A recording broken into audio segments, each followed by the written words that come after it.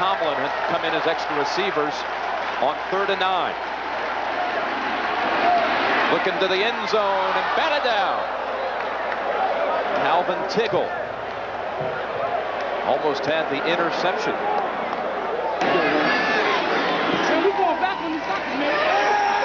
They're looking long for Herman. He's knocked down, and is there a flag? No flag. You know why? Undefeated record is on the line. Second quarter, Todd Urick scored on a 1-yard run for Colorado State. Rams went for 2, didn't get it, but they lead it 11-0 in the second quarter. Back to Jim Nance. We welcome you to Scott Stadium in Charlottesville. Clevin. Complete for a first down. Johnny Wilson on the reception. A 51-yard field goal. McInerney going for a school record. He's got it.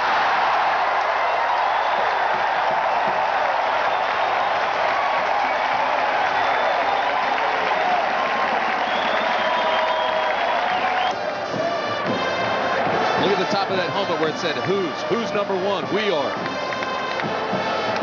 The adrenaline is flowing. To nothing. This is Stewart. Oh, that's a pretty cute move. And if number 98, Pulaski, doesn't get him by the shoe top, he may have gone to the corner. Bell. And the big man plows inside the 10. It's 1st and goal for Iowa. 195-pounder coming. He looks like a little guy. It's Bell. Touchdown, Iowa.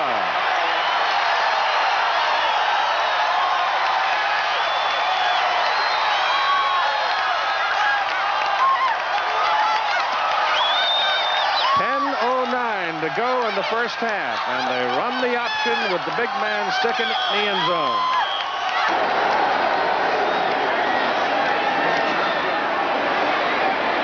Across the middle. And a first down for Virginia. A gain of 11. Back now, looking for Dooley in the end zone. No! This 5'9" quarterback, sophomore from California, trying to drag the Illini up a big hill. Handed off inside to Howard Griffith. The Cardinals. My old friend Howard Schnellenberger, who's done a tremendous job at Louisville.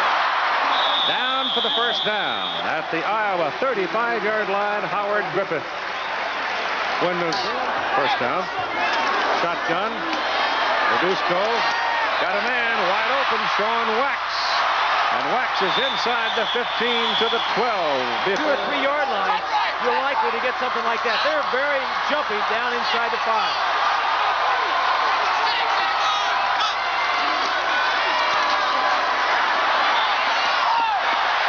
Right about, let's say, the 2-yard line.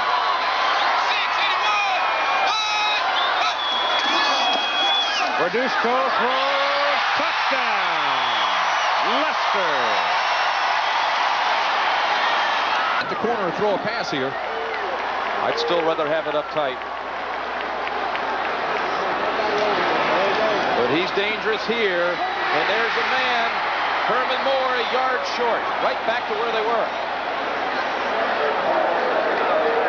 The other thing to consider is if Virginia does not score on this play, will George Welsh go for the field goal to tie it, or will he go for the win? 2:44 left. 3rd and goal from the 6.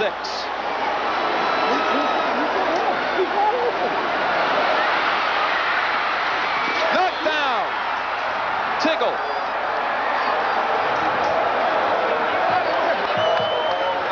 Here comes the decision of a lifetime. You fight your whole career to get here.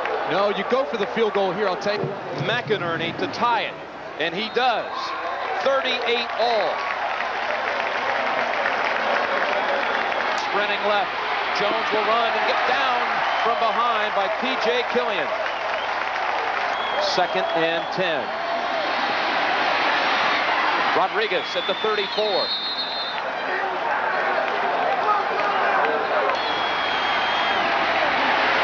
Jones has Lester down to the 20. Tech's going to be set up to win this game. Hinges on this one from 37 yards. Sisson. Yes!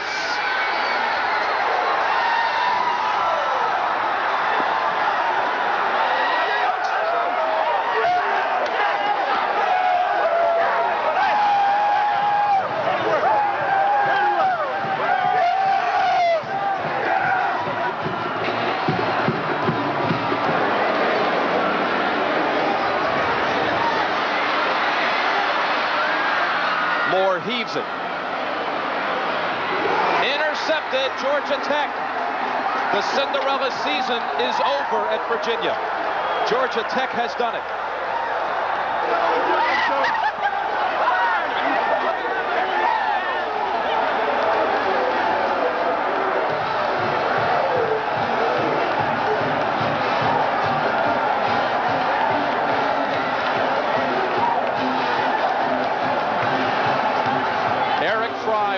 Against them. It's just a shame that the young man doesn't get on national television a bit more. Snowy day in Colorado. Rain, sleet, or snow. Ty can throw. Second quarter, no score. Detmer rolls right, finds a wide open Andy Boyce, just crossing to the other side. 7-0. BYU defense tough all day. Watch number 47, Scott Giles, knock the ball from Rob Perez. And this will set up BYU. Detmer again rolls to the right. Finds his favorite target this day, Andy Boyce, 23-0 Cougars. Fisher DeBerry has seen better days from his Falcons. Lavelle Edwards took out his starting quarterback after the score was 30-0, so you can't get on his case for that reason. Still, look at the numbers, 3,374 yards for him. Now, Tennessee and Temple over in the Southeastern Conference. The Volunteers rolling in a non-conference game over the Owls. Roland Poles and Tony Thompson with a couple of touchdowns each. Alabama against the Bruins, and Oregon trying to remain alive in the race in the Pac-10 this afternoon. Let's show you what happened. After a questionable pass interference call, Bill Musgrave will pump once, then find Vince Ferry for the winning touchdown. Oregon, a 28-24 victor. Fans will celebrate, and there it is, a 28-24 victory for them. It's a down year for UCLA, but any time the Ducks get a victory against one of the teams from Southern California, Los Angeles. Think about this now. Florida went for the block, so Barber's down there by himself. He has no blockers until he makes about 5 people miss. When he reverses his field, he gets a couple stragglers to come up and help. There's Fain, number 28, helping. Another cutback, and it's not really steam right here. Alex Thomas catches him, number 24, because he's out of gas. You know what? Alex Thomas is the man who missed him way back inside the 30-yard line, so he had to do something. Well, no matter how much he gained there, he went for about a 200-yard jog right that time because he went back and forth across the field twice. 52 yards, 77 yards on the return. Throws it to Kirkpatrick. Out of bounds at the 3. The side linebacking spots. Willie McClendon looks for a block, gets it, he scores.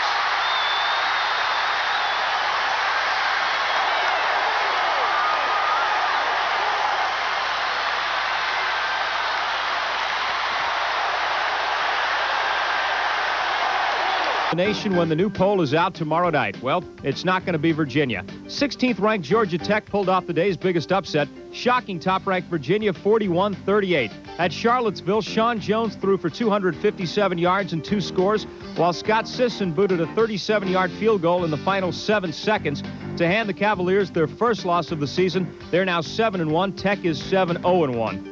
Meantime, at Lincoln, number 9 Colorado scored 4 times in the fourth quarter, all by Eric Bieniemy, to blow out the second-ranked Huskers 27-12 and hand Nebraska its first loss of the season. Third-ranked Notre Dame is probably going to move up to number 2, maybe number 1, after ripping apart the Navy 52-31. Actually, it was tied at half, but the Irish blew it open. Rick Meyer hit Rocket Ismail on this score. He caught 6 for 173 yards. The best team in the nation might be number 5 Washington, which clinched the host spot in the Rose Bowl by blowing out number 22 Arizona 54-10. Bino Bryant with a 70-yard punt return. This one wasn't even close. Houston over TCU by winning. The Cougars stay unbeaten. Auburn battling the Gators at Florida Field. Iowa big over Illinois. The Hawkeyes are in the driver's seat for the Rose Bowl. Miami shut out Pitt. Ty Detmer threw for 397 yards and 3 scores in BYU's rout. Florida State ran through South Carolina, 344 yards on the ground. Tennessee manhandled Temple. Tony Thompson ran for 120. Texas cleaned up on Texas Tech, setting up next Saturday's showdown with Houston. Ole Miss battling LSU in Baton Rouge. Clemson stuffed North Carolina. The Tigers are 8-2. Colorado State handed Wyoming its first loss of the season. USC battling California. Michigan beat up on Purdue. Fred Akers probably gone after the season. Oregon trimmed the Bruins. Louisville is a rather unimpressive 8-1-1, and Penn State rolled on West Virginia. One afternoon game in the NBA. The Penn State continued to look very, very good and hopefully in search of a bowl today as they rolled over West Virginia in Morgantown, West Virginia by the final of 31-19. Let's check out some of the action. Tony Sacca, well, he got to start at quarterback, but Joe Paterno pulled him because he wasn't doing the job. Then in came Tom Bill, and boy, did he do the job. Here, hooking up with Terrence Smith, a 9-yard TD. State goes up 14-6. As a matter of fact, Bill also did it on the ground. Couldn't find any receivers open here, so he said, I think I will take the ball in myself. And he does. And the Nittany Lions win it 31-19. Penn State looked for them to move up this week because there were a lot of upsets. 8 miles from Temple. Traveled down to Knoxville, Tennessee today, hoping to upset 11th-ranked Tennessee. No, it didn't happen, but they were sure valiant in their effort. Here's a touchdown run, 1 of 2 on the day by Tony Thompson. He had 120 yards rushing. And how about Matt Baker? He's been the soul behind the Temple Owls offense this year. Hooks up with Rich Drayton from 10 yards out, and the Owls only trailed 24-10 at the half. But then the walls caved in, and so did the ankle of Matt Baker as he was helped off the field. Tennessee just too much today for the Owls of Temple. The final 41-20. Elsewhere in local college action today, shall we check the scoreboard? Villanova with a crucial Yankee Conference win over New Hampshire today. The last 34 meetings between these two teams, West Virginia has come away the winner only twice. However, these victories have occurred 2 of the last 3 times Penn State has visited Mountaineer Field. With a hostile sellout crowd behind them, the 3 and 4 Mountaineers were hoping for another upset.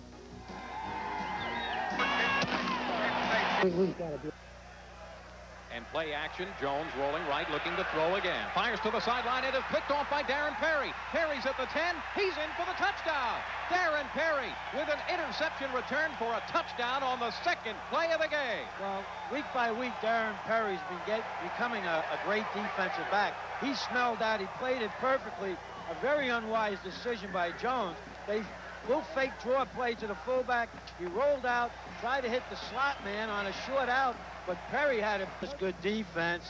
There was a 4-man rush. There was a little game on. I didn't see who it was. Got his hand up. It was deflected. Bonner was there. He's a kid that always finds out where the ball is. Since the Lion offense was sputtering, Coach Paterno decided it was time to put in senior quarterback Tom Bill, who had provided the spark in last week's win against Alabama. 3, Penn State leading. First down, handoff to Gash, straight up the middle again, some tough running. Gash dragging a couple of tacklers with him down to the 23. Steve Bill, play action, back to pass, looking, throws to the sideline, has a man open. It is complete to Terry Smith at the 10-yard line. He goes out of bounds right at the 10-yard line. The clock stops with 1:13 to go. Touchdown. Here's the handoff to Gash. He plunges off the right side, but he's got enough for the first down. Only had to get a couple of inches on the play. Short drop, he loops one into the end zone for Terry Smith. He makes the catch. Does he stay in bounds? Yes, touchdown, Penn State. That was a fade. They saw the man-to-man. Bill checked it off. Was an audible. Great catch by Smith. He only have to keep 1 foot in bounds in college. Run north and south, and he's tough when he does that. He made that first down. Play action, Bill looking to throw. He has some room to run. Bill tucks it down and gets into the end zone for the touchdown. Tom Bill on a 5-yard run, and Penn State's in. 15, 10, 5. Jerry Collins is in for the touchdown. Jerry Collins, a 19-yard run. Penn State strikes again. Great block by Daniels. Daniels was the flanker. That was a beautifully executed play. It was that tailback counter. They took it 1 hole wider. I said before, Collins is going to surprise you. He got up the seam, down the sidelines. He's got more speed than people think, but he had a great block by Dave Daniels. He ran that fade, and Staten was open on the fade, but still had to make a great catch for the touchdown. the Nittany Lions turn the page on another chapter of the Penn State football story with their 6th straight win. Field, Morgantown, West Virginia. Penn State versus West Virginia. It's the 7th game of Penn State's first national championship season. Midway through the 4th quarter, the Nittany Lions cling to a slim 10-0 lead. Just 2 years ago, West Virginia signal caller Jeff Hostetler was wearing a Penn State uniform. But now in his first appearance against his old teammates, Hostetler has the Mountaineers driving. A 50-yard bomb takes West Virginia deep into Penn State territory. Sensing the kill, the Mountaineer quarterback fires his musket. One time too many. For West Virginia, 11:50 to play in the football game. 2nd down and 10.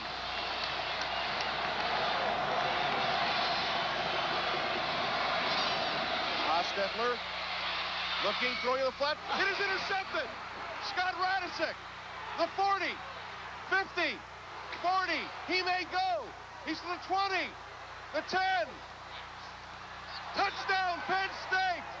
Scott Radisek. They were driving on us, and Jeff Hostetler was the quarterback. He dropped back to pass.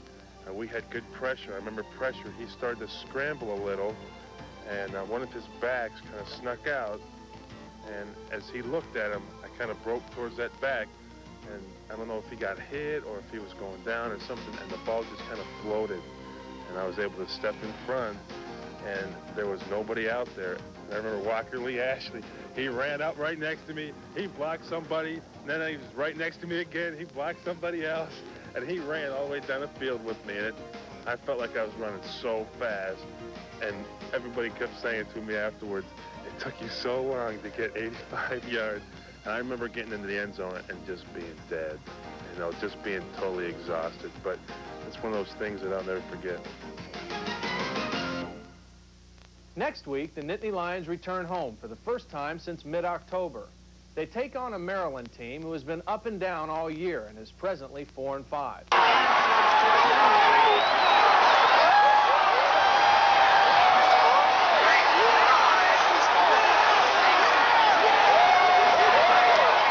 stunning development here in Kinnick Stadium in the closing seconds of the first half.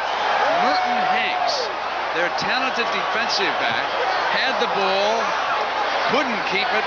It ricocheted into the arms of Graham. Straight drop back pass. He gets pressure outside. He steps up inside the pocket, fires it. It's over the top. He ricochets into the right man for Iowa State, and there goes Graham in for the score. My gosh, they're inside that hole. Not to scramble. Look for the receiver downfield. Throws us. Interception that is fumbled and batted away, and here they go.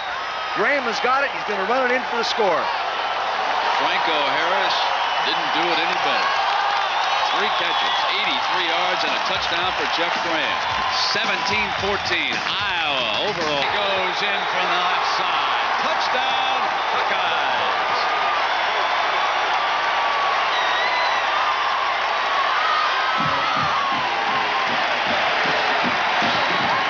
To go, they'll go for 2, Dick. Normally, I think they like to get some kind of an option on this play. They've been successful 2 for 2. Here's the option. Reverse back to Hughes. Hughes is trapped, and they will not get it. 26-14 as the 2-point play fails, and the Hawkeyes will kick it off. Lance Price and Rich Frimmel deserve credit for stopping that 2-point attempt. But the Hawkeyes are ahead.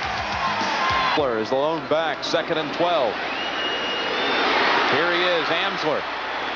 Back to the original line of scrimmage, setting up 3rd and 10. Bob Dahl on the tackle.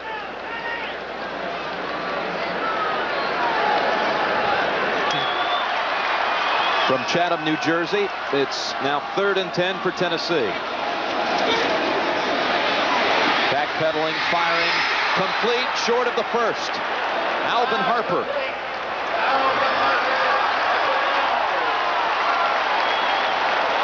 Fourth and a long, St. Julian. 2 for 2. And the balls are within 1.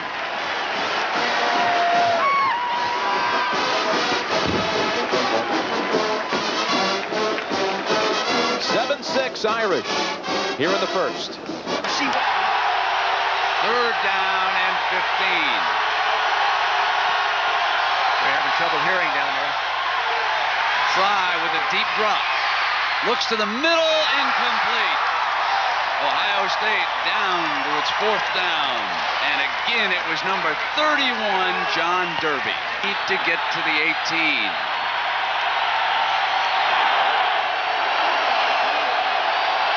Edwards is in the slot to the quarterback's left. Fly, under pressure, steps away from it, throws to the goal line, intercepted by Iowa. Brian Wise. No, that was Jason.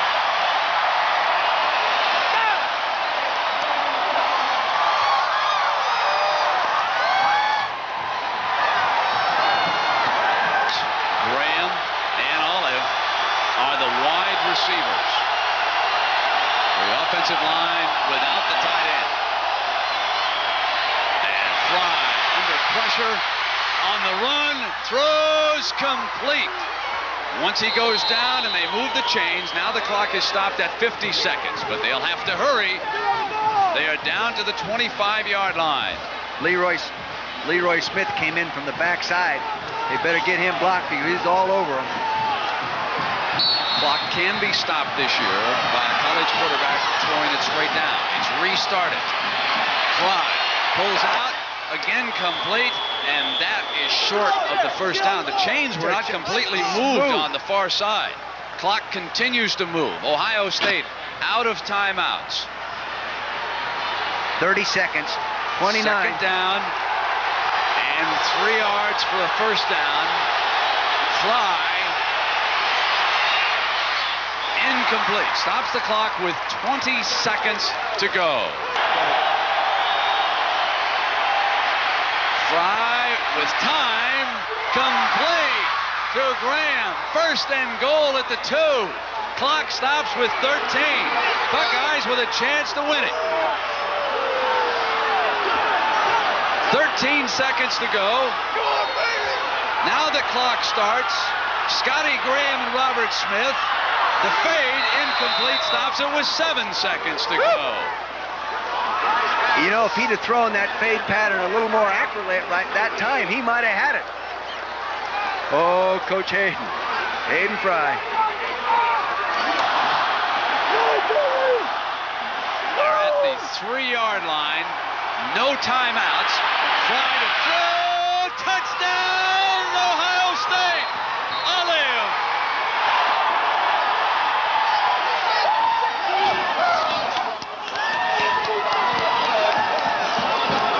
With 1 second on the clock. The Buckeyes haunt Iowa one more time.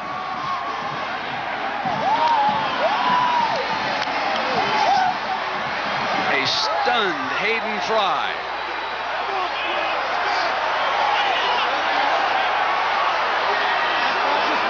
With Olive catching his second touchdown pass of the game. The jubilant Buckeyes. A hot start. 5 for 6 for 34 yards. That's a backward pass, bobbled by Tuipulotu, but he held on to it. They'll mark him out of bounds back at the 13-yard line. A gain of 6 for Peter. His older brother Tom was also a running back at BYU. Second down and 3. The opening drive of the game, BYU driving down the field. Detmer looked like he stepped out of bounds back at the 23, but they do not mark him out there. Or perhaps a 43-yarder.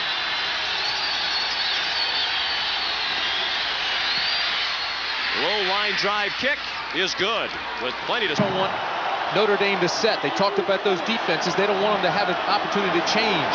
Pickens at the bottom of the screen. Burris working on him. 3rd and 5. Cross him up with the run. Thompson has the first down. And the touchdown, Tennessee. 28-yard gain for Chris Smith. Like many of the BYU Cougars, he served a church mission for a couple of years, so he's an older player, age 24. Play action, blitz coming. Detmer, man wide open, touchdown. Andy Boyce, wide open for the touchdown.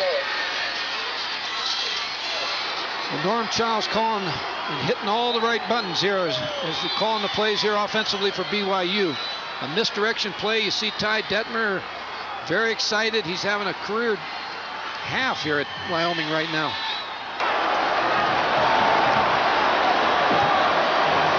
Call it 3rd and 6. Shuffle pass to Moore for the 3rd time today. And Greg Davis makes a tackle to stop him well short of the first. That's for Greg Burke. Splits the sticks.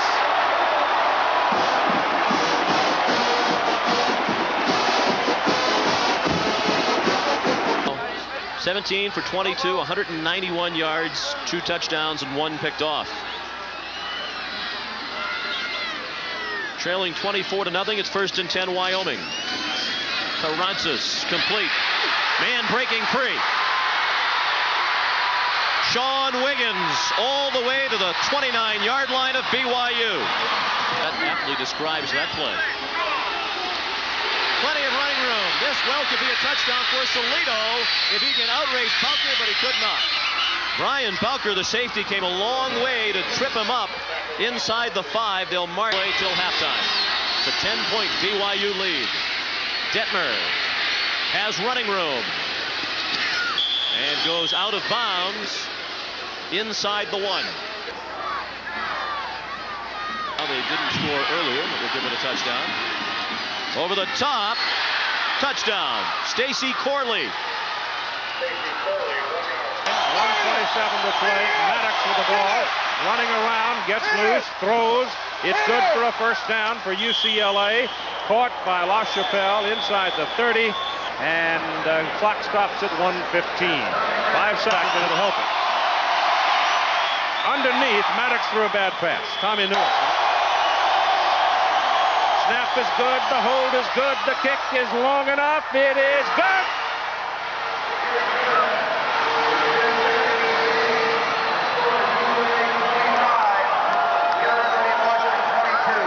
The UCLA Bruins, with just 10 seconds to play in the ball game, have gone to a 3-point lead, 25-22 over the Washington Huskies. And Iowa. I'm Jerome Jurinovich, CNN Headline Sports. Top-ranked Notre Dame will retain its #1 ranking at least for another week. The Irish were locked in a tight battle with 10th-ranked Tennessee, but the Rocket, Raghib Ismail, raced 44 yards to pull Notre Dame out to an 11-point lead. After the ball was pulled within 4, Rod Smith sealed the 34-29 victory by picking off Andy Kelly in the end zone, moving the Irish to 8-1 on the season. A shocker in the Big Ten, Greg Fry's 3-yard TD pass to Bobby Olive with just 1 second remaining lifted Ohio State to a 27-26 upset of 6th-ranked Iowa. 11th-ranked Virginia rebounded to down North Carolina 24-10. Sean Moore tossed 2 TD passes, including one to Herman Moore, who set an NCAA record with a TD catch in 9 straight games. Florida had all the fun in the world's largest outdoor cocktail party in Gainesville. Shane Matthews threw for 3 TDs and 344 yards as the 12th-ranked Gators gobbled up Georgia 38-7. Penn State picked up its 7th straight win. Tony Sacca hooked up with David Daniels, who made the nice catch, rallying the 21st-ranked Lions to a 24-10 triumph over Maryland.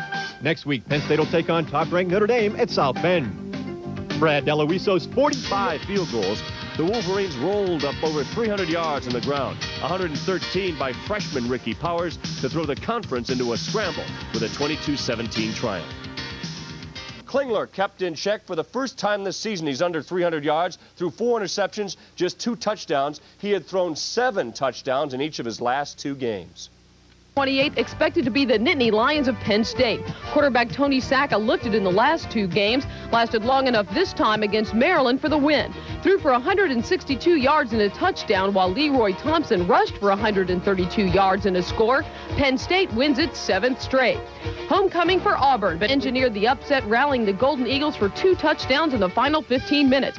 Great grab by Michael Jackson, and then 46 seconds to play, Favre threw the 10-yard TD toss to Anthony Harris for the 1-point win. The world's largest outdoor... Temple traveled to Pittsburgh this afternoon, and the brawling started early. Temple coach Jerry Burnt was right in the thick of this first-half brawl. Burnt would get his revenge, however. Here, Conrad Swanson runs for one of his 3 touchdowns as Temple beats Pitt 28-12. Okay, Raheem the Rocket Ismail went down with a bruised thigh. The Rocket lost a booster. Penn State rolled from there. In Happy Valley right now, yes, while a few others are pretty bummed up in South Bend right now, they're smiling in Happy Valley. In South Bend, that's where 18th-ranked Penn State upset #1 Notre Dame. The Irishman with a broken arm, bad omen. A good omen right here for Penn State in white. Delran's New Jersey's Tony Saka looking for Rick Salas. That's a good open. Great concentration. 21-14, Lou Holtz and the Irish by just 7. Saka had a career day, 20 of 34, 277 yards and 3 TDs. This one to Al Golden, the tight end, tied the game at 21 midway through the 4th. 1 minute, 9 seconds left, still tied. Notre Dame has it. Look again. The pass gets picked off by Dan Perry. Penn State in very good shape. It came down to a field goal by Danny Fayak. From 34 yards out, the pressure on. Fayak found the distance, and Penn State had win number 8 in a row. State knocks off Notre Dame in South Bend 24-21. Big game for us, and you know, we're not going to we're not going to win a national championship this year or anything like that. So, you know, this was you know, the biggest game of the year for us right now, and now we, you know, just got to finish up the season on a good note. Well, look for Colorado to jump a notch to the #1 spot when the polls come out. The Buffaloes ensured themselves of a winning season, their first in 6 years. The Owls roughed up Rutgers and moved to 6-4. Temple in red, down close, Anthony Richardson with the pretty fake. He keeps the ball and rolls to his left. He's going to get in. Temple went with Matt Baker in the closing moments. Baker saw a scoring drive end when Scott McNair took off. McNair rushed for 192 yards, 27 of them right here. Temple takes Rutgers and, yeah, trying to dance right into a possible Independence Bowl appearance. 29-22 Owls today. And when quarterback Doug Hench kept the football, but Penn didn't get enough of those. They would end the season with a 3-7 record after losing to Cornell 21-15. Chris Cochran takes it in for the 7-3 Big Red.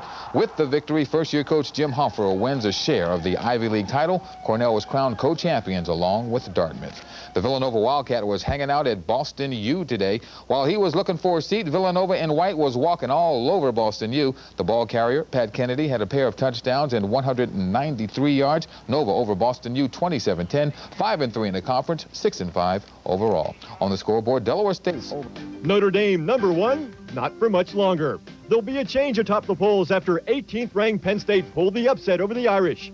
The Nittany Lions came back from down 14 at the half to win their 8th straight, 24-21 on Greg Fayak's 34-yard field goal at the end.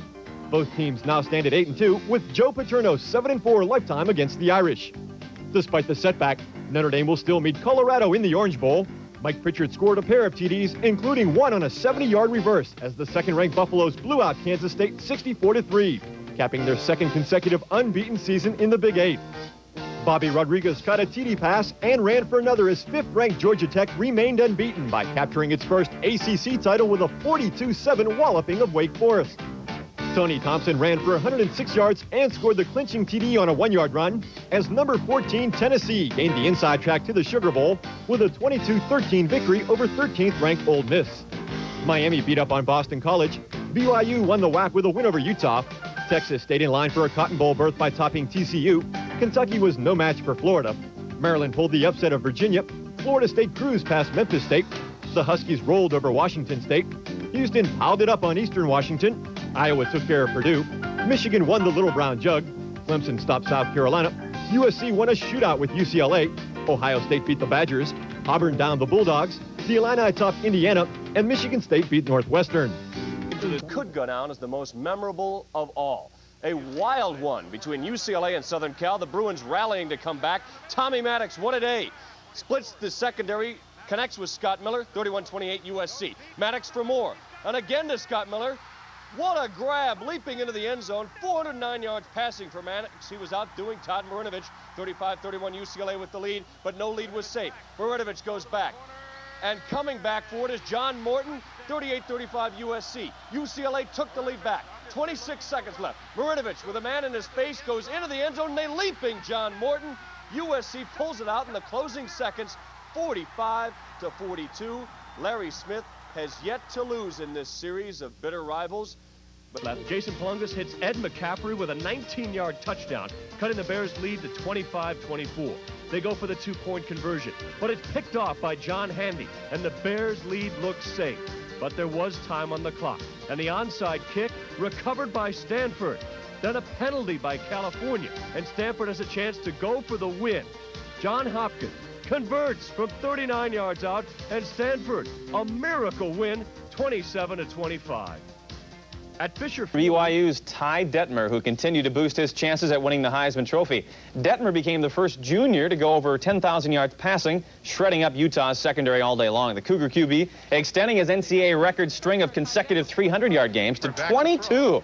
Here, finding Andy Boyce, corner of the end zone, 21 yards. Detmer's second touchdown pass of the day, 21-10 over the Utah. Here's Detmer finding Brent Nyberg, slipping a tackle, going 55 yards, clear sailing, and Ron McBride's team had no answers as the Cougars led 35-10 at the half, and Detmer wasn't through second half, rolling right, throwing across the field to Eric Drake. He was 28 of 50, 451 yards. Detmer, just the 5th quarterback ever to surpass 10,000 yards in passing. Look at the final. They rolled it up 45-22. They win the WAC 7-0, and they will represent the conference in the Holiday Bowl December 29th. Third-ranked frustrations out on the overmatched Eastern Washington squad. David Klingler setting an NCAA record, 11 touchdown passes, 572 yards, and they spread it out 8 different receivers. Hey, Paul, it's not going to be pretty. It's going to be a lot of smash-mouth football. Well, we've been talking about it all year long. If Blue Holtz can control the pace of a football game with the running attack, that's what you're going to see. That's double receiver right. The rocket is slotted, and the ball to Brooks, and there's not a whole lot there. Good defense. Penn State stood that up, and those were the inside linebackers, Deanna Frio and Goganis. Saka, a junior quarterback from Delran, New Jersey, heavily recruited by Notre Dame. Good. But he has had an inconsistent 3 years at Penn State.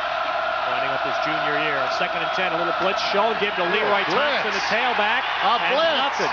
How about that, huh? Did you tell the... Some people think they won't vote for him because he doesn't touch the ball enough. Well, I don't know how anybody for that. I don't know if that is a good reason at all not to vote for somebody. I voted last week. And Meyer dumps it out. Nice catch by Derek Brown. No. Look at here. The tight end of the 32 of Penn State. Is he something or what? He's like a big rock. Here's Waters on 1st down. Getting outside. Look at the speed again. And Waters, despite the fact that Penn State's on 1st down, you're going to beat somebody. You usually beat them bad, too. Look at the hole, Brooks. Touchdown, Notre Dame. Woo, they look strong today. This is the best they've looked, I think, in the first 2 series of any football game.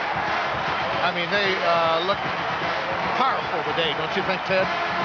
Billy Clark, as you mentioned him, and he lines up about 12 to 13 yards deep. 1st down at the Notre Dame 34. You'll see that again, I'm sure. Because Daniels up top against Rod Smith. And Saka runs a little quarterback draw and says hello to Chris Zorich. And can't put him away. But they're in a blitz here. Fake a reverse. And Saka's got Smith open downfield. He's got him, and he is in for a touchdown on a great catch by Terry Smith. It was just a great individual play by Saka. They faked a reverse. Notre Dame was in a blitz, putting pressure on the quarterback, and Saka puts it right there, 32-yard touchdown pass. Beautiful.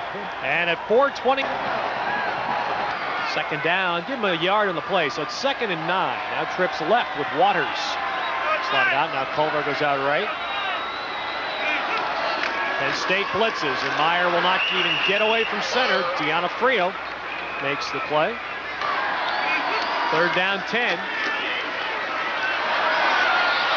Meyer puts it up, and Sean Davis with a catch and a 1st down at the 43. Now Sean. Blindside blitz coming, and Meyer throws it away, and it's almost caught. Whoa, what a great play by Meyer to get rid of the football, and Derek Brown almost caught it at midfield. That's behind Meyer. That one is intercepted. That may be 6. Deanna Frio running. And he is brought down inside the Notre Dame 15. Mark Deanna Frio. And the kid doesn't throw many interceptions, I'll tell you that. That's only 5 on the year, and a couple of those were deflections.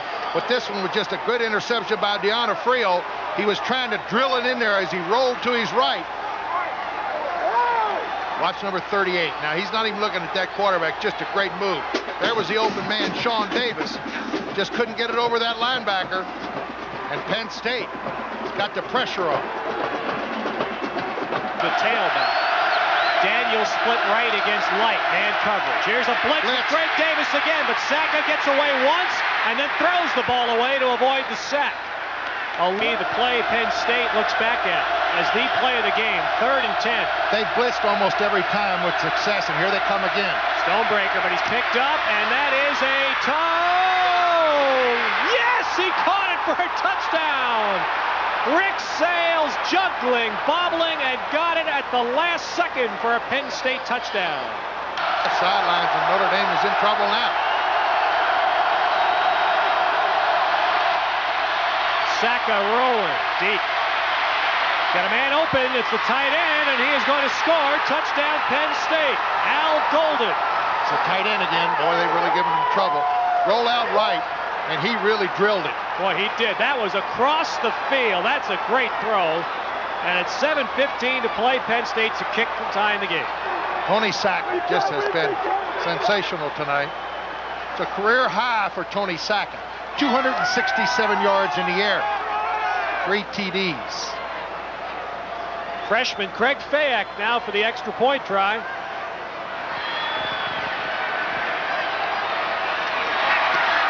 a game that Notre Dame appeared to be on the verge of blowing out in the first half. It's just like Stanford. And now we've got flags thrown after the conversion kick. There was some words going on. And an unsportsmanlike conduct flag thrown by the officials, which will be enforced on the kickoff. But with 7:15 to play, we have a tie football game at 21. While this clock is running, they've got to get into this huddle, hurry-up offense. This is when you say, Ted, that they need practice on the 2-minute warning. Comes down with the national championship on the line. Pressure, and a dump out is incomplete. Intended for Culver. But the pressure there broke that play up, and it was Richard McKenzie, who has been the big rusher on Meyer all day that got in. They're not going to beat him with the screen at your own 20-yard line. They got to go downfield with the pass. 1:46 remaining. Notre Dame has all 3 timeouts. They've got a long way to go. They still have to go at least 53 yards to think about a field goal. They got to get the big tight end down the field now out of the eye.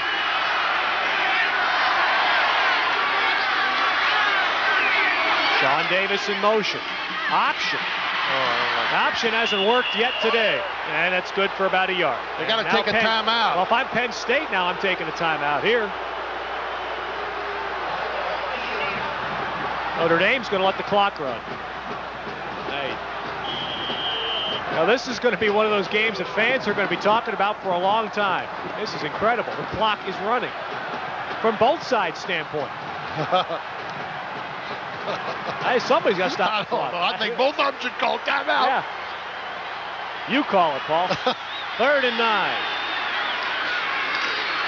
Myers standing in, fires it over. Oh, it's intercepted. Darren Perry with the interception, and Penn State has it at the Notre Dame 20-yard line. The kid's been all over the field, Mr. Perry, and he threw it right into his hands. He tried to get something open over the middle. I don't care. I think it was a thing to do to try to get the first down. Notre Dame needed a field goal to win this football game, and you can't do it if you don't try to throw the football downfield. Here it is. Just good coverage that time. Everybody's covered there. Well, a man was open up. It's just a high pass. 2nd interception today. And Notre Dame, which has lived on the edge all season, is about to fall off it. A lot of pressure for this freshman.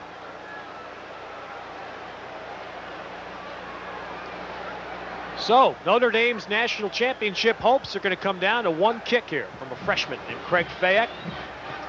National championship hopes, quite frankly, may be dashed whether he makes the kick or not.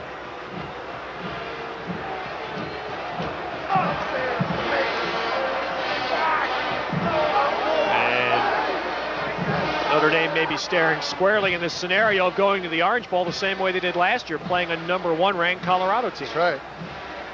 Because Colorado, whether Fayak makes this kick or not, may be #1 next week when the Irish go to Los Angeles. Now, Notre Dame Stadium, we have 8 seconds remaining. Penn State has called timeout to set up the potential game-winning field goal try from freshman kicker Craig Fayak.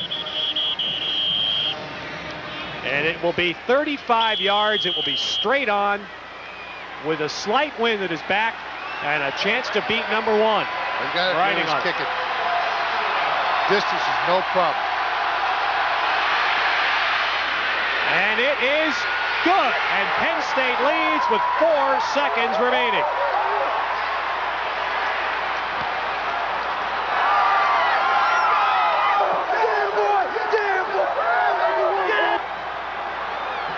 And that is a great win for Joe Paterno and Penn State, and an absolutely... 3rd down and 9. Meyer straight back to pass, has time, he throws, it is intercepted! Intercepted by Darren Perry! 30, 25, down to the 20-yard line! Darren Perry picks the ball off, Penn State with 59 seconds to go! And they'd have another shot. Here's the snap, it's down. The kick is away, it's up, it's long enough, it's good! Penn State is going to upset Notre Dame! Now those kids should get off the field and get penalized. I told you he was going to hit it. 4 seconds remaining, and it's 24-21. Penn State is leading. Well, unless they run the kickoff back, Penn State has upset. It was a piece of cake. Well, before the kick, I figured it might come down to me, and I just went by myself like I always do. Guys wanted to come around and say, hey, just make it, and I just pushed them aside and said, let me be by myself. It was interesting talking to Joe Paterno at lunch the other day after the performance at Notre Dame with all the passing they did. I said, I expected to come here and see you with a lot of mousse in your hair and wearing one of those slick suits, Coach. Thought you'd gone to the air now. You got a big look out of that one. Joe said moose. Aren't they, don't they have antlers? 3rd down. Saka got some pressure. Throws incomplete. Intended for Terry Smith. So the Pittsburgh defense comes up with the pressure when they needed it. His kick on the way, and it gives Penn State the early lead.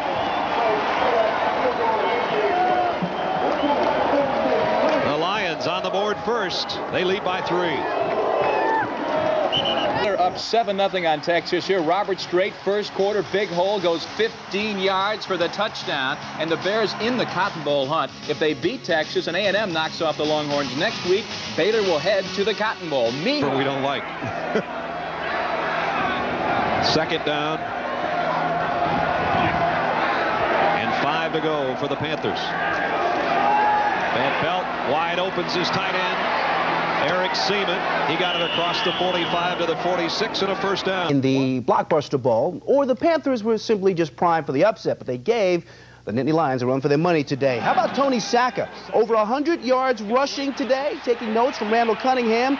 Doesn't exactly have Cunningham's speed, loses the ball here, but fortunately Penn State recovers. And then several plays later, well, it was Sam Gash taking it in, and at this point, Penn State was on top by a 10-7 margin. But the Panthers, as I said, giving the crowd at Beaver Stadium the money's worth. Here's Van Pelt, back to pass. This one should have been intercepted. 2 guys there, but look at this. In the back of the end zone, Darnell Dickerson with the TD. Then we got the halfback option, this time to Darnell Dickerson, and he goes deep, and the man is all alone. There is a touchdown. Nicely done, but Penn State comes back. David Daniels on the wing. He'll take it in. Penn State emerges with their 9th consecutive victory, 22-17 over Pitt. In Columbus, Ohio today, Ohio State with a Buckeye and winning the Big Ten title with a victory over Michigan. That toss from Greg Fry to Jeff Graham giving Ohio State an early 10-6 lead, but with just 3 seconds remaining, this was the game winner. And J.D. Carlson wins it. The final, Michigan 16, Ohio State 13. Iowa, though, is going to the Rose Bowl. Another top 20 action today. BYU, no problem. Tech Clouds wrapping up their best season since 1979. A 29-10 victory over Boston College. Conrad Swanson from 5 yards out. Last year, the Owls finished 1-10. This season, 7-4. And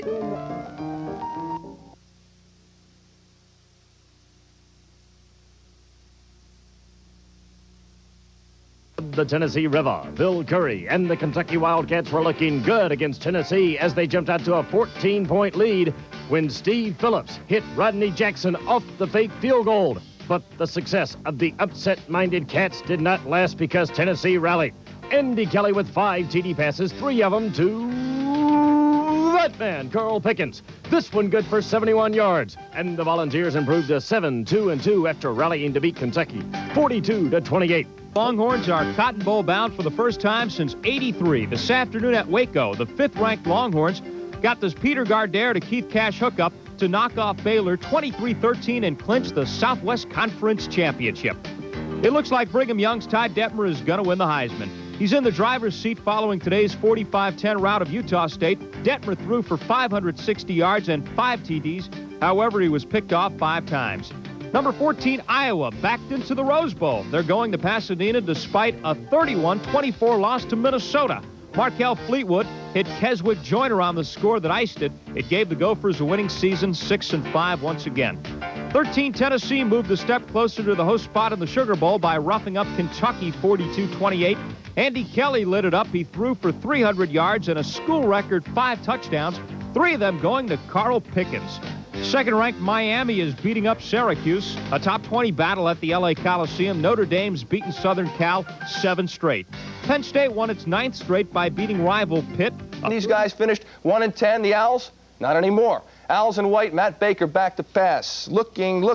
He's got plenty of time and fires it to the back of the end zone. Tim Hornbaker makes the catch for the touchdown. Second quarter, and Conrad Swanson gets the call, gets the ball, and into the end zone from 5 yards out. Owls looking good. Temple leads 22-10. BC tries to make a comeback, but Gary Mobley, waiting in the end zone, just like a receiver, picks off the pass, and Temple downs Boston College 29-10 as Jerry Burnt and the Owls finish the season at 7-4. What a difference a year makes. Seasonal temperatures on Monday. Return is the one who's hot all day long to pass, but he's going to run. Good speed, too, up the gut. The quarterback sneak, touchdown, and Dennis Erickson's troops are on top, 10-zip. Candidate Ty Detmer threw for 560 yards and 5 touchdowns against Utah State, breaking Andre Ware's NCAA record for passing yardage with over 4,800 yards this season. Although his performance was marred by 5 interceptions, Detmer led the WAC champs to a 35-point win. In State College, Penn State won its 9th straight, but Pitt was up when quarterback-turned-receiver Darnell Dickerson took a lateral from Alex Van Pelt and threw it 63 yards. The touchdown pass to Alonda Truitt, all alone at the Penn State 25. But then 5 plays later, Tony Sacco with the screen to the speedy David Daniels worked 16 yards as the Lions roar back for the win and into the Blockbuster Bowl. In Knoxville,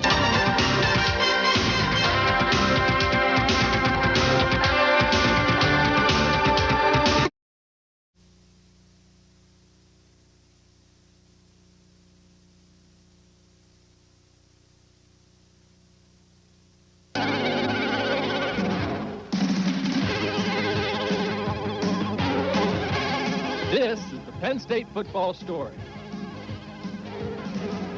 Pittsburgh, 90.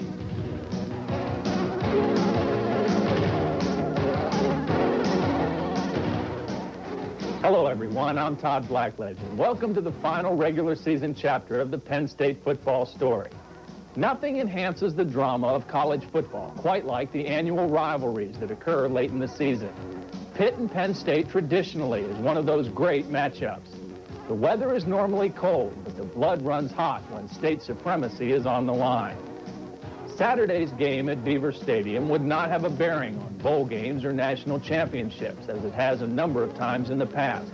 However, anyone who has experienced this rivalry knows that what happened in the first 10 weeks of the season is insignificant on back to pass on a short drop. Van Pelt, he'll be sacked back at the 15-yard line. It's Batman, Richard McKenzie, making the hit. Well, we were waiting for the blitz. That's the first one. When you spread your offense out all over the field and a linebacker comes in and blitz, there was no back left in the backfield to block him. He was right in Van Pelt's face, and down he went, but there's still definitely a field goal range. Snap is down. The kick is away. It's blocked at the line of scrimmage. It is fielded by Reggie Gibbons, who caught it on the fly, and he runs it to the 30-yard line. Frank Giannetti gets credit for the block. Well, that's a big series for the Penn State defense. The rush we were in was a right rush where the right side of the line has the stunts going. But a lot of times in practice, I try and swim past my man and try and maybe, get past him and get my arms up. And I blocked a few in practice, and today I came free. I got my arm up and hit off the outside end of my arm and just went straight up in the air. And Penn State trying to keep it going here. And Tony Sacco straight back to pass, has some time, now rolling out to his right, looking, throws, and It is out of bounds. Wait, did he make the catch? Sure. Yes, Terry Smith made the catch at the 37. Showing blitz on this third down. Let's see if they come with it. Nope, just a four-man rush. Saka stepping back and now running the quarterback draw to the 40, 45, 50. He's to the 45, Saka to the 40, 30, 25. The ball is batted out from behind. There's a scramble at the 15-yard line, and Penn State may have gotten back on it. Yes, the Lions recover at the 15. Saka rolling to his left, looking to pass on second down. He throws over the middle. It is complete to Terry Smith at the 2. Doesn't quite get into the end zone. Smith was in motion. They had to receive it to the outside, but he curled inside. He's a little man, but he can climb the ladder and catch that football. Saka rolling to his left, which is a tough thing to do, fired a bullet, and Smith went up, climbed the ladder, made the catch. Terryson resumes. Smith and the rest of the Lion offense try to punch it in. Gash and Brown in the I formation. O'Neal in motion. The handoff to Gash. He's in for the touchdown. Straight up the middle. Well, he got a great push over the right side. The center, the right guard, and right tackle. That's just about as good a push on the 1 yard line that they've had. Had one consistent trademark all season. It would have to be that they play their most exciting and inspired football in the final period. Things held true to form in the season finale as the Lions and Panthers clawed away at each other for a furious fourth quarter. The period opened with Craig Fayak nailing his 14th field goal of the year, setting the stage for an explosive final 15 minutes. To the right. Tony Saka, play action, back to pass, has some time. Now tucks it down and runs. He's at the 25, the 30. Tony Saka to the 35, the 40. Cuts back at the 45. He's in midfield, down to the 40, the 35, 30, 25, and taken out of bounds at the 23-yard line of Pitt. It was Tinker Harris who finally got him, but what a run. How many times did I say he could run up in that alley? I don't want to sound like a know-it-all, but when he takes off and runs, he can run like a halfback, and they've been giving him that lane with that rush. He saw it that time, he took it, and obviously made a great play out of it. Again, Tony Saka's legs got Penn State into scoring position, but from here he can't move them any further. Thanks to the foot of Craig Fayak, the lead is back to 6 points for Coach Paterno's Lions. Now it was time for the Panthers to reach into their bag of tricks. Curvin Richards is the lone setback. Here's Van Pelt, quick wide receiver screen. Here's a double pass as Darnell Dickerson going to fire it downfield for Truitt. He's got the ball at the 20. Truitt is in for a touchdown. They threw it out to Dickerson, who then fired downfield to Truitt. It's a touchdown for Pitt from 63 yards out. Well, Hammonds and Tyson Thomas, both dangerous return men. This one takes a skip at the 13, is picked up at the 7 by Tyson Thomas. He's to the 10, to the 15, to the 20. Tyson Thomas to the 25, breaks outside to the 30, 35, 40. Tyson Thomas turning on the burners. He's at the 45, the 40, and down to the 35 where Lewis Riddick made the tackle. Big return by Tyson Thomas. Hand off to Gary Brown, straight up the middle at the 30, the 25, and he slips down at the 24-yard line. Gary Brown snuck through a crack in the offensive line, picked up to the right, backs in an eye. Hand off to Gary Brown again, leaps over the line, gets down to the 20 and down to the 18, where Lewis Riddick made the hit on him. A pickup of 5 on the play, second down and 5 to go. Again, Saka fakes, throws on the quick screen to Daniels. He's at the 15, the 10, the 5. Touchdown, David Daniels! Boy, was that a great call. Pitt went into their short yardage defense, one-on-one on Daniels to the sideline. They've been doing a lot of that today. The audible, quick pass right out, zip, 6 points. Greg gets out. Just caught that touchdown. Come up with a big play to protect the slim advantage. Here's the handoff to Richards, and here comes the reverse to Orlando Truitt. Truitt's at the 35 and spins away from a tackle at the 40. He's to the 45 and out to the 48.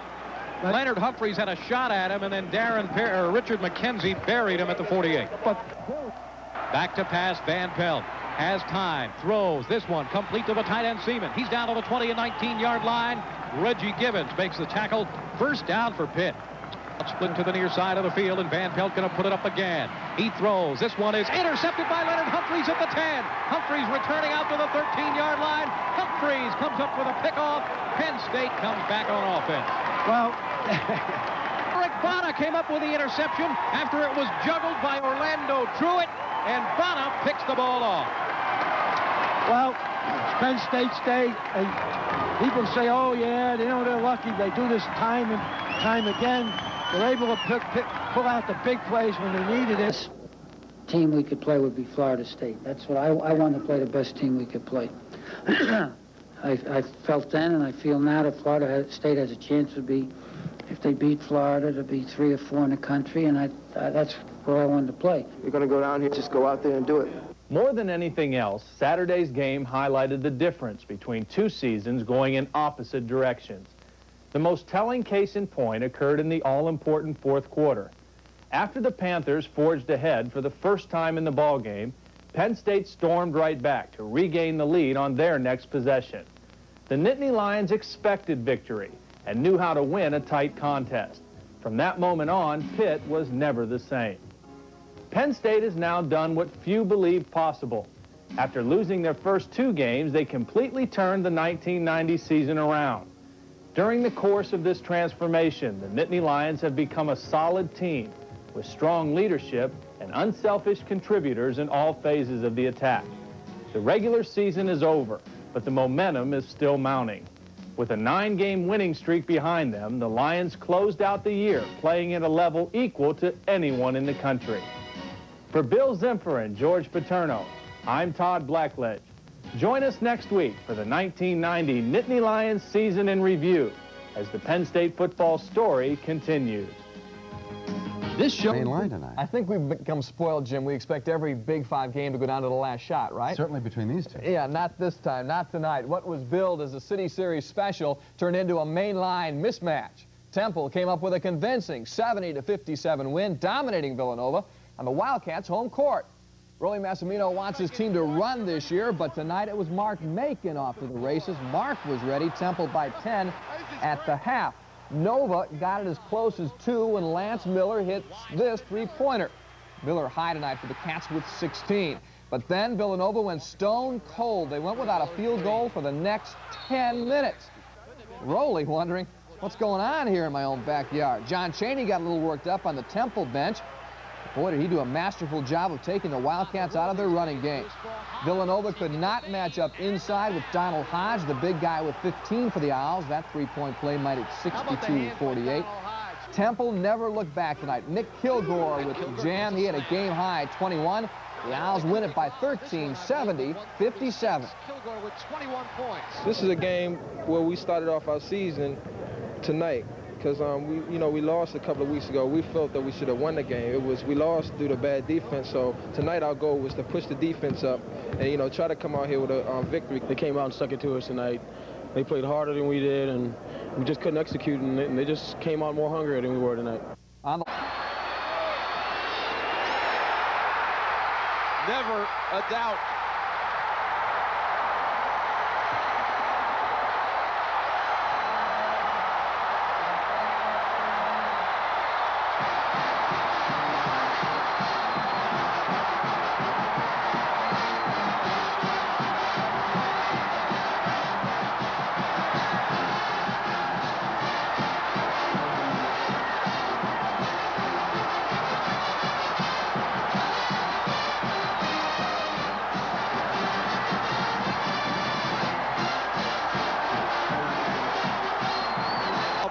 First attempt.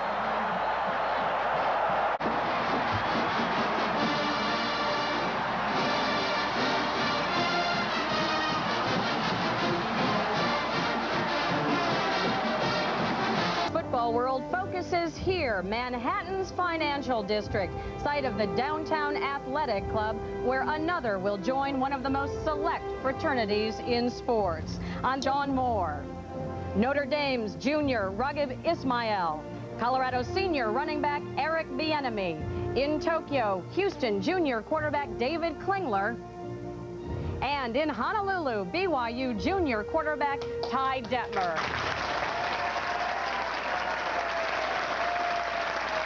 We are on the 13th floor of the Downtown Athletic Club, the location of tonight's Heisman ceremony. Andrew, and of course there are quite a few passes over the state of Utah. But you know, Ty Detmer was raised in San Antonio, Texas. He sat down with his family as a senior in high school to map out the schools he thought he would like to visit, fell in love with the school he made on his first trip, and that of course was BYU. Now he's about to complete what may be the most prolific passing season in college history. Ty now joins us live from Honolulu, where the Cougars are about to play Hawaii a little later on tonight. And Ty, over the past few days, there's been quite a bit written about how you've taken the covers off of your feelings. You said you want this trophy badly. What's fueling that hunger? Well, you know, I think we've had a great season, and, you know, there's no reason that we shouldn't have one here. We've had great quarterbacks in the past, and none of them have ever won it, and I think it's about time BYU's won one. Ty, you mentioned those great quarterbacks in the past, Jim McMahon, Steve Young, Robbie Bosco, Mark Wilson. Why do you think none of the quarterbacks have won the Heisman? I really don't know. Maybe playing in Utah, Western Athletic Conference. I think the conference now is becoming more prominent, and maybe it's time we get one. Well, certainly you've helped to make it a bit more prominent, and a man who had a major hand in helping you to prominence is your father, who also was your high school coach. He joins us now from Kingsville, Texas, where he's about to play in the quarterfinal action of state championship play in Texas. And Sonny, let me ask you, what situation or game do you remember of Ty's in high school that told you he was ready for the next level of play? Well, he had a lot of great games in his senior year. He played a game right at the end of the year, last game, in fact, and threw for 554 yards, and he called all of his own plays in the game, and he really had a good knowledge of the game, and that was a great experience and very memorable to watch. And I'm sure you have an encouraging word for him, so why don't we give you that opportunity to talk to Ty now? Well, we've been rooting for you the whole time, and I know you've done enough to win it, and just the best of luck. And you know, you've gone against a lot of great players this year. The rest of them have really put up some numbers and put up some exciting games, and you have too. And we just, you know who we're rooting for. We're rooting for you, Ty. No bias there indeed. But good luck to the both of you later on tonight for Sonny, and in about 15 more minutes. Heisman winner. We should take this opportunity now to review the selection process.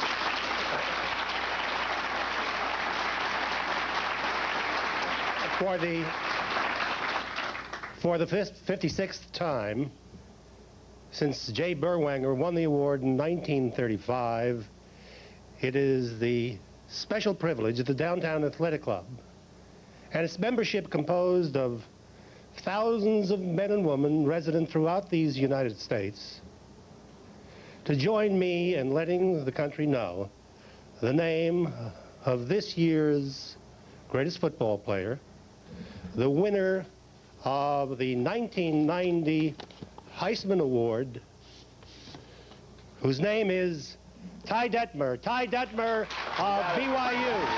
Ty Detmer.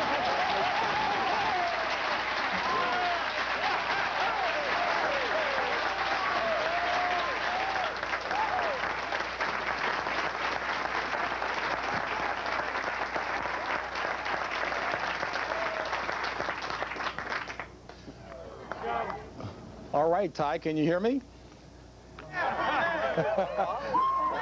Well, I tell you, I hear an awful lot of noise there. Ty, let me ask, again, I mentioned... All right, Ty, can you hear me now? I can. All right, Ty, you had mentioned that you really wanted this award badly. You couldn't sleep. You were having dreams about it. Does the reality of it feel as good as the dreams you were having? It does. I'm ready to go to New York. Ty, we talked again about the long line of quarterbacks who were unsuccessful. What do you think helped to put you over the hump this year to win it? Well, I think they kind of set the way for us. They, you know, had great seasons in the past, and you know, they just kind of aided at everything our team has done this year, and that they've set the tone for us and got the recognition that started everything off, and now it's finally coming true for BYU and all of Utah. All right, Ty, a consistently impressive season, and congratulations. And right now, let's go back over to Andrea Joyce. Well, the weather looks nice there, doesn't it? When we come back, we will look at the final results, and we'll examine how the voting broke down in the 6 regions as the Heisman Award Show continues live from the Downtown Athletic Club on CBS. The 90 Heisman Award winner has just been announced, and it's Ty Detmer of Brigham Young University, and you see the reaction with his father, Sonny Detmer. And you know, there had been talk all week long about how close this race might come down to, but after all, it wasn't that close after all. Ty Detmer with 1,482 points. Raghib Ismail came in second with 1,177 points. Eric Bieniemy, there you see in third. And JB, your final thoughts from this afternoon? Well, you know, Andrea, this is my fourth Heisman Award ceremony, and I think it's become pretty clear that this really isn't an individual honor, but one that the winners really share with their families and their teammates. Okay, and of course, for the winner, it all begins with a wish. And on this day, Ty Detmer finds that the wishing comes true.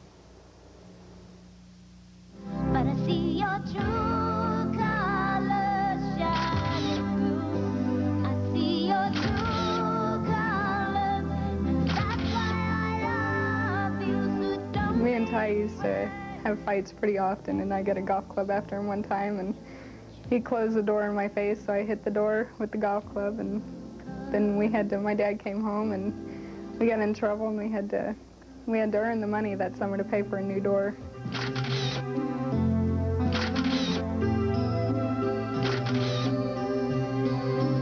When he was growing up, we had a lot of kids in the neighborhood. He was usually the younger one, smaller one, and so he had to compete. He had to be a little tough. And they got into it a lot of times, and I'd want to go out and referee and make sure my son got the right, treatment, but Sonny'd say, leave him alone, he's got to fight his own battles. Everybody always talks about his toughness. You hear him allude to it on TV. How tough he is. He can take a leg, he stands in and holds the ball to the last minute and then lets it go, and I think concentration leads to toughness. He's just friendly to everybody, on the ball club. I've never had a quarterback that that the defenses like so well, and generally those guys don't like quarterbacks. Oh, I guess probably the best way to sum that up would be that when I grow up, I'd like to be like Ty.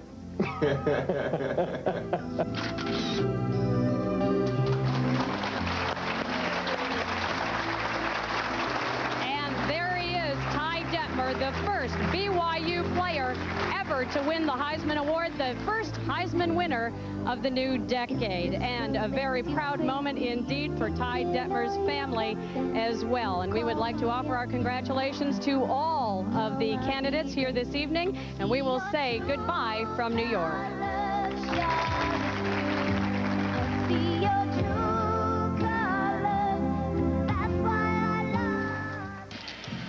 Aztecs trail by 10. Great field position to start the possession. The pass too high for the tight end Ray Rowe. In the Jimmy Johnson era, and kept the same 4-3 defense and just allowed him to keep the same scheme and play it so successfully. On 2nd and 10, three-man rush over the middle. Jimmy Ray the catch. First down. He's out of Ray. Statistically, he's playing a good ball game. He needs to get him in the end zone here with 12:22 on the clock. Pump fake. Wants the end zone. Rowe. And it's really been the offense that hasn't taken advantage of some opportunities. Even though they've given up 30 points, they have played very well in this football game. I know that sounds crazy, but they have played. Big plays have hurt them. Erickson wise to throw it away. Looking for Wesley Carroll, but he was well covered by Johnson. And really, part of those 30. His best game this year, 10 catches and 114 yards against Cal. And what a nice catch by Randall in traffic. Out of the 49-yard line, about a yard and a half short of the first down. Marlon Andrews knocked him down after the catch. Just a nice curl route where he sits down, picks up good yardage, puts him in the third and short. McGuire looking for his receiver, scrambles, buys some time. Now the receivers start to move. Dennis Harry, watch Dennis Harry now. He's set up on his route. He's got his route. He's covered. Now he needs to slide to the left. He does. He sees Dan McGuire in trouble, slides away from Roland Smith. Now let's look at the two-point conversion. Watch Dan McGuire. Same situation early. He's 6'8". They can't bring him down. Russell Maryland's got him here. He should be able to drop him. He gets away from it, flips the ball over to his tight end, Jim Hannawalt. He gets in on the two-point. Now the scuffle occurs back where Dan McGuire's at. Nick Subas was involved in the scuffle. And there's the chicken. He wants... Brigham Young may not tout itself a quarterback factory, but it's hard to dismiss the school's success in churning out quality signal callers. And on Saturday, it turned out a Heisman Trophy winner, as Ty Detmer was named the 1990 recipient. The winner of the 1990 Heisman Award, whose name is Ty Detmer.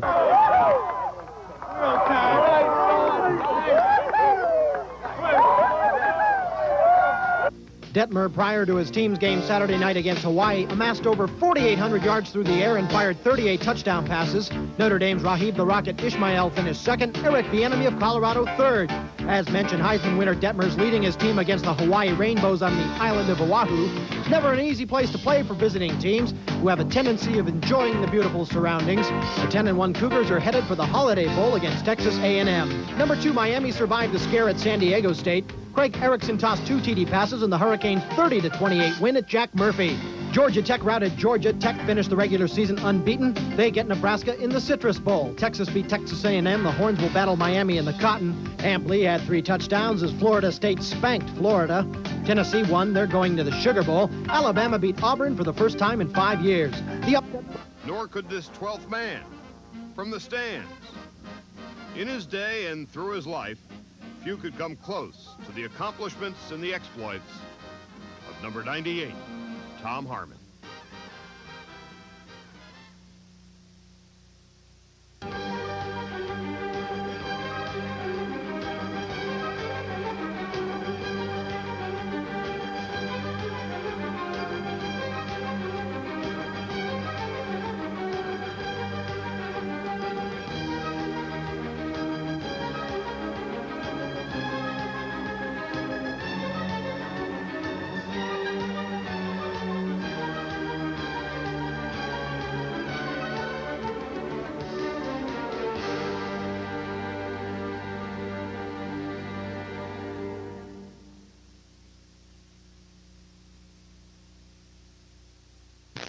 Hi and welcome to New Easy 101. I'm Nancy Tonino, and a special hi.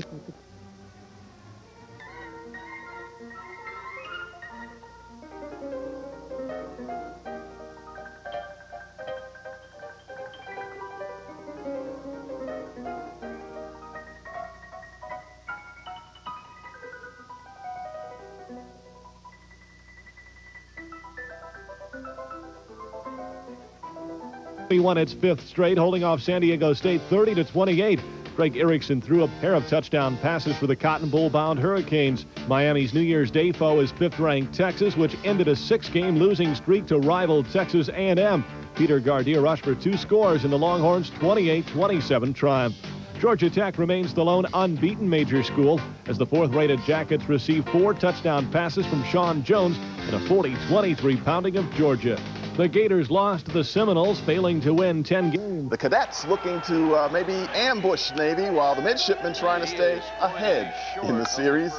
It is Army getting off first. Quarterback Willie McMillan is going to keep it on the option here. 6-yard touchdown, and it is 17-0 Army at that point. And the Army Mule is now the Mule Cam, as you'll see in a moment, getting it all on camera from on the mule's back. Navy will not go down easy in this thing, though. Freshman Brad Stramanak breaks free, and he will go 46 yards for the touchdown. It is now 17-14. Army's lead down to 3, but Army will reach into its bag of tricks, and they will come up with, get this, a pass. Their first of the game, and with Byron Williams hauling in the pass, it is also Army's first TD pass against Navy since 1971. Army goes on to celebrate a 30-20 win, and Army coach Jim Young, who had said this would be his final season, goes out with an emotional victory today as they would carry him off the field. A win in your final career game against Army-Navy. Can you share the feeling with us? Just a great feeling. I feel very proud of the team and happy to win a game because it's 2 hard-fought opponents, and I'm just happy, that's all. All right, and quarterback Jeff Filkowski throwing to Julio Lakaya. Allegheny has rallied from 14 down to tie it with a minute. Filkowski again to Kurt riser as he rolls out and throws what proves to be the game winner, 21-14, Allegheny over Lycoming to win the Division III National Championship. Also today, the Division II Bowl with San Jose State's Sheldon Canley scampering 22 yards to take a 17-7 lead over Central Michigan. Nice dance, sort of a little Byron Evans type move, and basically a lopsided affair as the San Jose State Spartans continue to roll. Martinez, the quarterback, finds Bobby Blackman. He's got his moves, 25 yards, and it's 23-7, and it's now 34-10. San Jose State leading in the third. Ball has come to an end thanks to the annual clash between Army and Navy at the Bentonville, and this time it was the cadets who prevailed.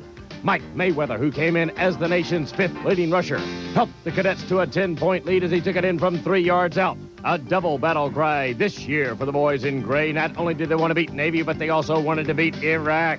Back to the scoring, where Army sunk the Middies with this 35-yard touchdown pass that gave them a 10-point lead, and they held on from there to win it 30-20. The first a little short by Martini, but watch Jackson make the adjustment, puts on the brakes, comes back, goes high in the air, takes it away from Ken Strong. Strong totally goes out of bounds because he loses his body control.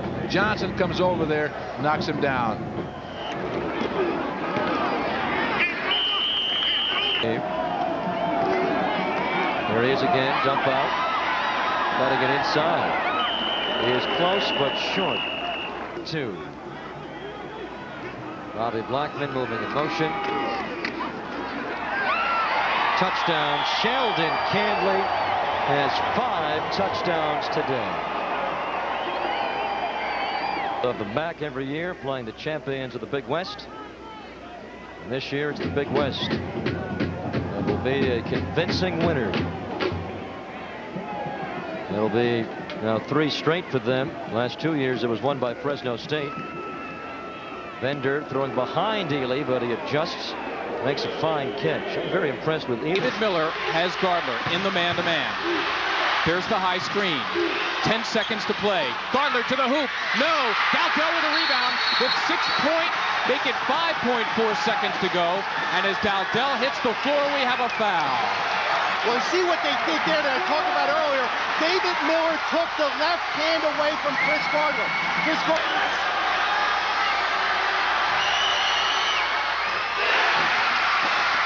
St. Joe's has one more.